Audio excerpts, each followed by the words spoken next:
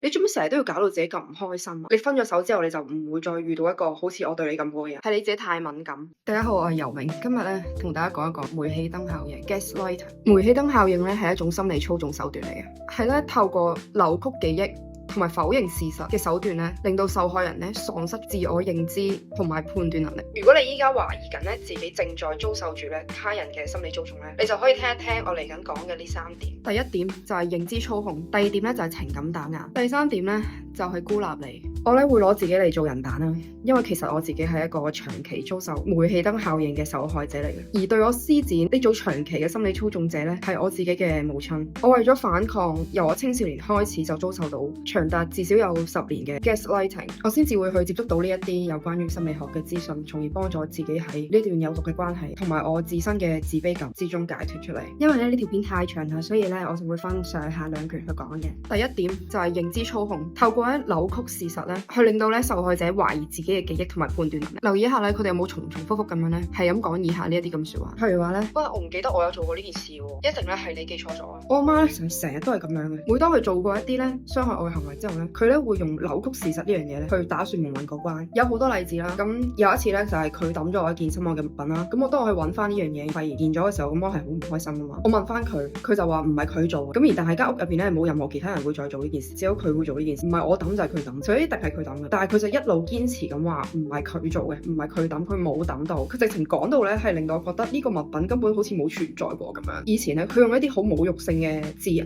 啦去鬧我啦，咁嗰陣時咧我喊得好犀利嘅。咁我後來同佢講翻呢件事嘅時候咧，佢又話佢從來冇做過呢件事，佢都從來冇講過呢一啲說話。但係嗰種撕心裂肺喊完之後咧，你係冇可能唔記得佢講過呢啲說話。第二點咧就係情感打壓。如果你成日聽到對方咁樣同你講，係你自己太敏感，係你小氣，係你個人太 dramatic，咁佢咧有可能咧係透過否定你嘅情緒同埋貶低你咧，去令到你進一步懷疑自己。又講我自己例子啦，每當咧我阿媽講咗一啲傷害我感受嘅說話啦，或者做出一啲傷害我感受嘅舉動嘅時候咧，我同佢反映我嘅呢個負面嘅情緒，佢咧係會同我講：點解你個人咁小氣噶？點解你個人咁少嘢就咁開心咁嬲？點解你要生悶氣啊？你做乜成日都要搞到自己咁唔開心啊？佢又將佢嘅錯誤咧，全部咧歸咎喺我嘅身上，變咗係我嘅錯。所以即使咧係人哋傷害我咧，最後咧都係我嘅錯。去檢驗一下你身邊嘅親密關係，包括你嘅父母同埋你嘅伴侶，因為只有對你嚟講足夠重要嘅人咧，佢哋先可以對你實行呢一種心理操縱。